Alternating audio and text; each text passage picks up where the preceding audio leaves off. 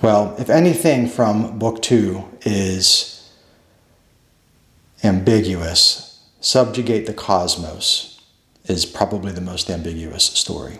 It's not ambiguous to me, and even more importantly, it's not ambiguous to the person it was written for.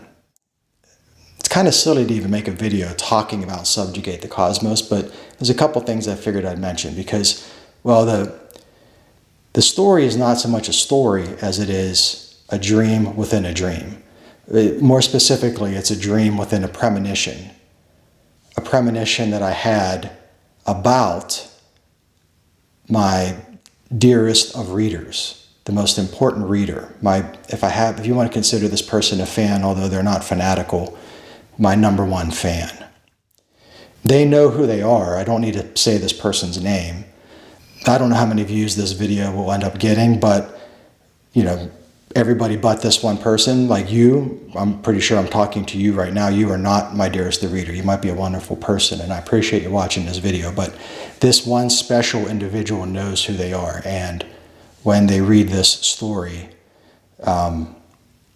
they will buy the book. When they buy the book and they get to Subjugate the Cosmos, I guess making this video is a bit of a teaser, assuming that they see this video, it will make that story all the more special. But I don't want everyone else, the rest of you people, the normies, I don't want you to think that this story can't be entertaining, because I think it's very entertaining. I would hope it's entertaining. I wouldn't put it in a book if it didn't have some value to everybody else. So what is it about? Like I said, it's a premonition, it's a vision, it's a dream within that vision.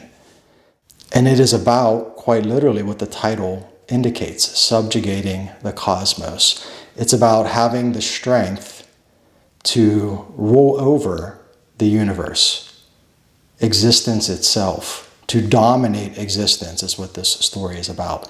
Why? Because existence has become so frail, so backwards, so pedestrian, so retarded, like literally, like backwards retarded, like in terms of the timing, the ignition timing on an older car. It's like retarded existence is. And existence can no longer continue to exist unless it is subjugated. It needs subjugation to get itself back into shape, so to speak. And that's what Subjugate the Cosmos is about.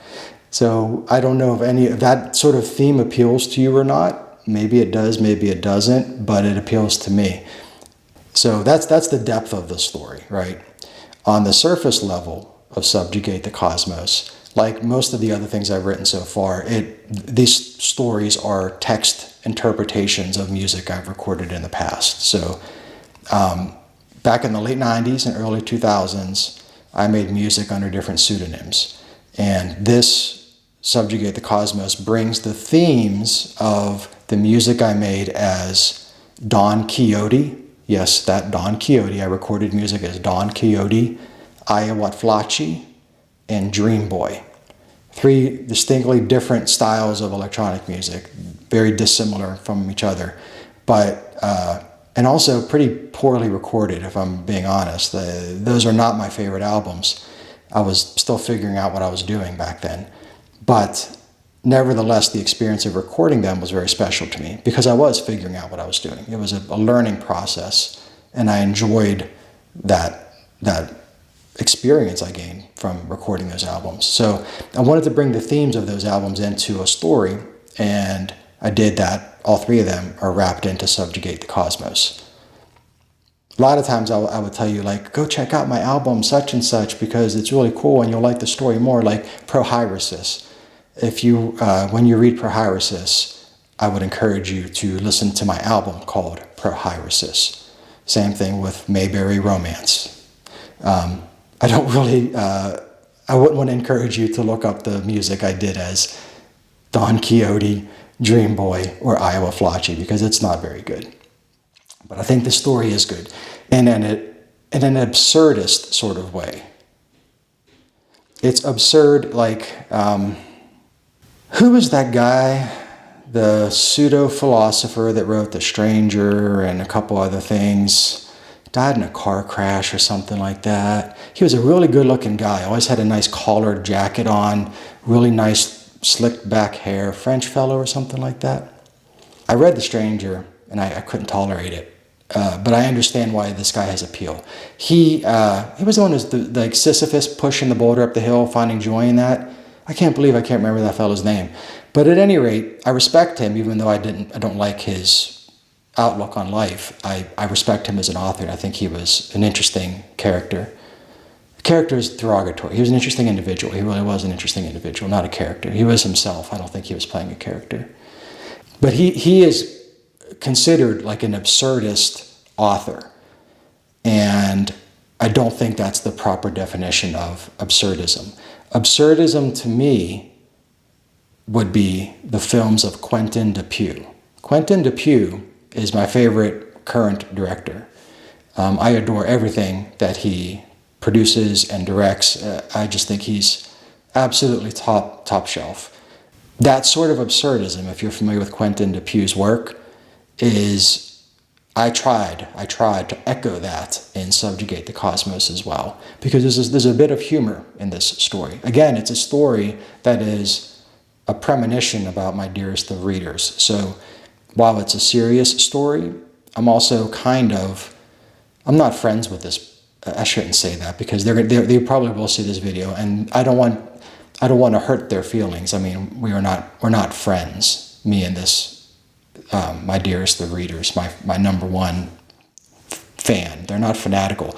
And I feel comfortable talking about them because they are not fanatical. If they were fanatical, then I would probably not even do this, because then they might show up at my door or something. They're not. They're a rational person, but they really appreciate what I do. They're my number one, my dearest of reader. But we're not friends. And I guess it feels harsh to say that, but that's the truth of it. Business before pleasure, right? What's the mullet tagline? Business up front, party in the back. I party in the back with all you normies, not really my dearest of readers. I'm speaking to you now, not them. I'm speaking to you. You are pretty normal. I mean, you got to admit. You just kind of look around, look at the room you're in and look around. You're about as normal as they come. My dearest of reader is not normal. Highly, highly functional. Think like, I don't want to make an equation here, but the BBC Sherlock with Benedict Cumberbatch, like that level of high performing, but not the sociopath part, because I said they're not fanatical. Maybe I'm fooling myself. Maybe they are a sociopath. I probably should just stop talking about them at this point.